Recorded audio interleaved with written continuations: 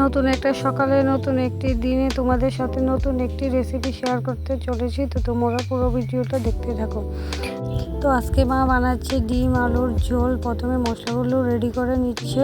প্রথমে জিরে ধনে বাটা করে নিয়েছে, এখন করছে মরিচ বাটা। তারপর গরম তেলে হলুদ দিয়ে একে একে ডিমগুলি দিয়ে নেড়ে চেড়ে লাল লাল করে ভেজে নামিয়ে নিয়েছে।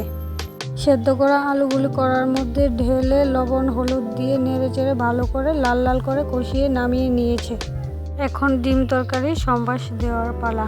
গরম কড়াই কিছুটা পেঁয়াজ কুচি, সর্ষের তেল, পেঁয়াজগুলি ভালো করে লাল লাল ভাজা হওয়ার পর কিছুটা লঙ্কা বাটা আলুগুলি ঢেলে দিয়ে লবণ হলুদ দিয়ে ভালো করে নাড়াচাড়া করে মিশিয়ে ভালো করে কষিয়ে এখন ঝোল দিয়ে দেওয়া হচ্ছে।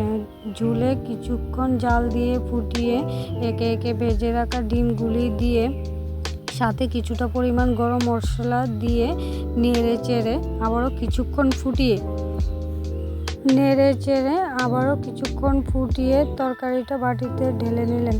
বন্ধুরা, ডিম তরকারিটা কেমন হয়েছে কমেন্টে তোমরা অবশ্যই জানিয়েবেন। ডিম তরকারির রেসিপি।